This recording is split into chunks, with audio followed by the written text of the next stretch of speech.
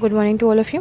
इस वीडियो में हम लोग पाइथन फंडामेंटल यूनिट्स मतलब लिटरल्स, कीवर्ड, आइडेंटिफायर्स, इन सब के बारे में पढ़ेंगे।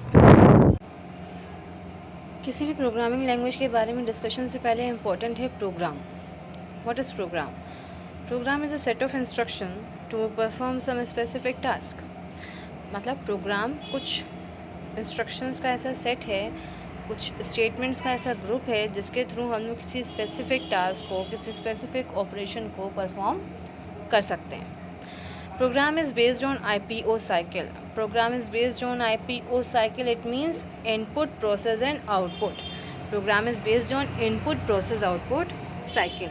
मतलब कुछ वैल्यू एंटर करेंगे जिस पर प्रोसेसिंग होगी, उसके बाद उसका एक रिजल्ट जनरेट होगा जो कि हम लोग के लिए आउटपुट होगा। बट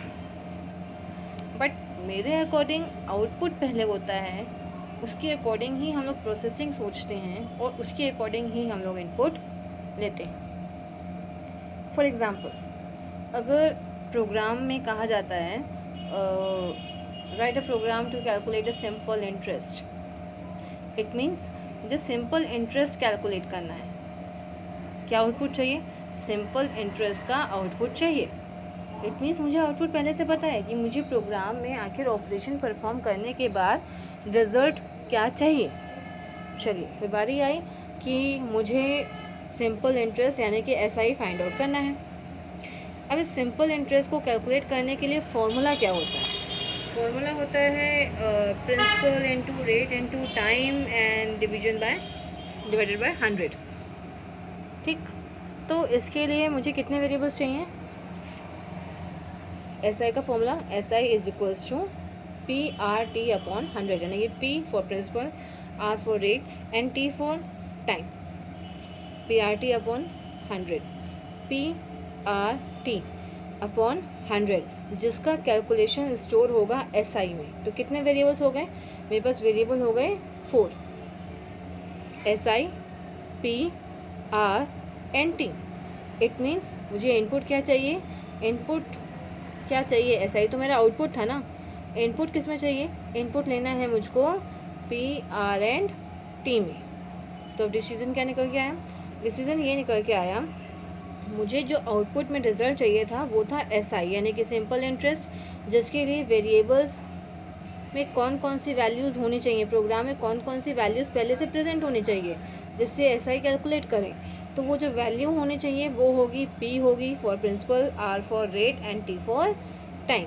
तो 3 वेरिएबल्स जिसमें मुझे इनपुट चाहिए और उसकी प्रोसेसिंग करेंगे। तो अब मैंने अपोजिट देखा। अपोजिट में क्या था? पहले मैंने देखा कि मुझे रिज़ल्ट किस चीज़ का चाहिए, क्या आउटपुट चाहिए, उस पर प्रोसेसिंग करने के लिए क्या फॉर्मूला है, उसके अकॉर्डिंग मैंने वेरिएबल्स ढूंढ लिए और उसी वेरिएबल पर मैंने इनपुट ले लिया, यानी कि मैंने एंटर करवाया प्रिंसिपल, रेट एंड टाइम, फिर उस पर कैलकुलेशन करी, फॉर्मूला पुट करा और उसके बाद मैंने उसका आउटपुट जनरेट करा। अब कंफ्यूज़न कि इनपुट प्रोसेस आउटपुट को फॉलो करना है या आउटपुट प्रोसेस इनपुट को फॉलो करना है। प्रोग्राम बनाने से पहले उसको सोचने के लिए हमें आउटपुट प्रोसेस इनपुट चलना चाहिए। मतलब जब तक मुझे रिज़ल्ट पता नहीं होगा तब तक हम लोग किस चीज़ के लिए फॉर्मूला पुट करेंगे, क्या इनपुट लेंगे, नहीं पता ना। तो पहले हम लोग का आउटपुट गिवन होता है या प्रोग्राम में हम लोग सोच लेते हैं कि मुझे आउटपुट क्या चाहिए, उसके अकॉर्डिंग हम लोग प्रोसेसिंग का फॉर्मूला वहाँ पर रखते हैं और उसके बाद वहाँ पर लेते हैं हम लोग इनपुट। लेकिन प्रोग्राम लिखने का पैटर्न IPO ही रहता है, इसीलिए मैंने बोला है program is based on IPO cycle. लेकिन प्रोग्राम की थिंकिंग के लिए OPI साइकिल ही फॉलो करना चाहिए, प्रोग्राम इजीली डेवलप होगा। ठीक है, आगे बढ़ते हैं। प्रोग्राम को समझने के बाद अब बारी आती है पाइथन कैरेक्टर सेट के लिए। पाइथन कैरेक्टर सेट भाई क्या है कि किसी भी प्रोग्रामिंग का अपना एक सिंटेक्स होता है, अपना एक स्ट्रक्चर होता है। उसमें कई सिंबल्स होते हैं, कई वर्किंग होती है, कई ऑपरेटर्स होते हैं। मेन इस वीडियो को यहाँ पर उसकी फंडामेंटल यूनिट्स के बारे में ही बताना है, प्रोग्रामिंग की फंडामेंटल यूनिट्स के बारे में ही बताना है। ठीक, तो अब बारी आती है इसके कैरेक्टर सेट की। Character set is a valid character that language can recognise. मतलब कैरेक्टर सेट उन कैरेक्टर्स का ग्रुप होता है या वो कैरेक्टर्स होते हैं जो कि किसी भी लैंग्वेज के लिए वैलिड होते हैं या उसमें वर्क करते हैं। Python has the following character set. इसमें लेटर्स आते हैं, डिजिट्स आती हैं, सिंबल्स आते हैं, वाइट स्पेसेस आते हैं। वाइट स्पेस मतलब blank space, tab space, new line etcetera. कुछ अदर कैरेक्टर्स भी आते हैं। ये अदर कैरेक्टर्स प्रोग्रामिंग पर डिपेंड करते हैं कि उसमें कौन कौन से कैरेक्टर्स फॉलो अप होते हैं या उसमें कौन कौन से कैरेक्टर वैलिड हैं। इन सब के बारे में पढ़ेंगे। आगे बढ़ते हैं। नेक्स्ट है tokens. The smallest individual unit in a program is known as tokens. सबसे स्मॉलेस्ट यूनिट है यहाँ पर टोकन। किसी प्रोग्रामिंग लैंग्वेज की सबसे स्मॉलेस्ट यूनिट होती है टोकन्स। इसमें कौन कौन से टोकन्स या क्या क्या वर्ड्स हैं या क्या वर्किंग है, इनमें बारी आती है keywords, identifiers, literals, operators, punctuators. शुरुआत करते हैं कीवर्ड से। Keywords. Keywords are the words that convey special meaning to the language, compiler और interpreter. These are reserved for programming language. Keywords को रिजर्व वर्ड भी कहा जाता है। रिजर्व वर्ड क्यों कहा जाता है? रिजर्व वर्ड इसलिए कहा जाता है क्योंकि हर कीवर्ड का, पहली बात तो ये कि हर प्रोग्रामिंग लैंग्वेज में कुछ कीवर्ड्स होते ही हैं। ज़रूरी नहीं कि हर प्रोग्रामिंग लैंग्वेज के कीवर्ड सेम हो, क्योंकि हर प्रोग्रामिंग लैंग्वेज क्या होती है, मॉडिफाइड होती है, नई अपडेट होती है, तो उस अपडेशन में कुछ मॉडिफिकेशन होता रहता है। तो हर प्रोग्रामिंग लैंग्वेज में कुछ कीवर्ड्स होते हैं, रिजर्व वर्ड्स होते हैं। रिजर्व वर्ड्स कहने का पीछे इनका मेन मोटिव ये है कि हर वर्ड का अपना एक स्पेशल मीनिंग होता है, अपना एक स्पेशल वर्क होता है जो ये परफॉर्म करते हैं या जो ये ऑपरेशन परफॉर्म करते हैं। तो इसीलिए इनको रिजर्व वर्ड या फिर कीवर्ड कहते हैं। Identifiers. Identifiers are fundamental building blocks of program and are used as the general terminology for names given to different parts of the program, which are variables, objects, classes, functions, lists, etc. Identifiers. Identifiers it means किसी variable को identify करने के लिए उसका name. For example, in which school do you read और in which class do you read. तो आपके school का एक नेम होगा कि आप पर्टिकुलर इस स्कूल में पढ़ते हैं या आप इस क्लास में पढ़ते हैं। किस क्लास में पढ़ते हैं? 11th में, 12th में, 10th में, 9th में। तो ये नाम है ना क्लास का। आपका नाम क्या है? What is your name? भाई आपका नाम कुछ भी हो, मान लीजिए Ram, Shyam, etcetera, ABC, PQR। तो ये नाम है जिससे आप पहचाने जाते हैं, आइडेंटिफिकेशन है आपका। सेम यही चीज़ प्रोग्रामिंग लैंग्वेज में भी होती है। जैसे मैंने आपसे कहा कि मुझे सिंपल इंटरेस्ट का अगर कैलकुलेशन करना है तो इसके लिए मुझे PRT यानी कि प्रिंसिपल रेट एंड टाइम का इनपुट लेना है। अब मैंने वहाँ पर पूरा name principal rate and time नहीं लिखा, मैंने उसकी जगह सिंबल्स यूज़ कर लिए PRT, और सिंपल इंटरेस्ट के लिए मैंने यूज़ कर लिया वहाँ पर SI।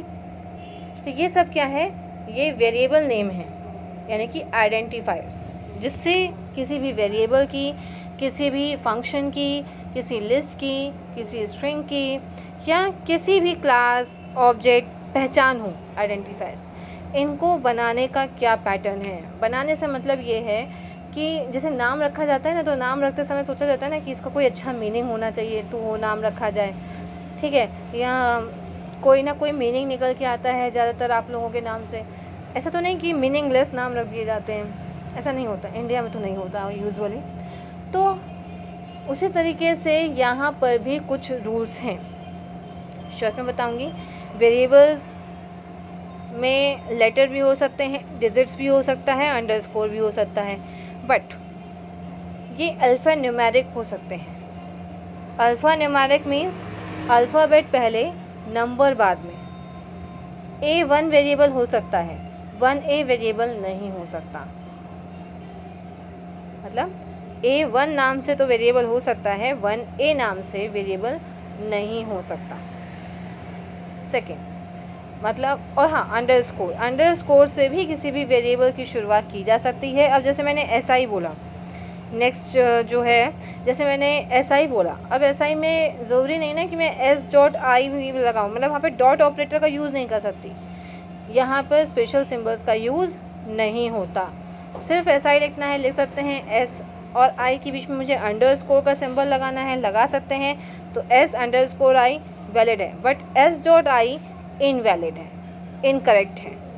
तो यहाँ पर किसी भी तरह का special symbol just like plus, minus, multiplication sign, dot या ऐसा कोई भी सिंबल हम लोग वेरिएबल्स की नेमिंग में यूज़ नहीं करते। First character of a variable should be character और अंडरस्कोर। अभी मैंने बता दिया कि अल्फ़ा न्यूमेरिक होता है, मतलब कि नंबर पहले होगा, सॉरी अल्फ़ा न्यूमेरिक होता है मतलब कि अल्फ़ाबेट पहले होगा, नंबर बाद में होगा। हाँ, अंडरस्कोर से भी शुरुआत की जा सकती है। Variable name is case sensitive.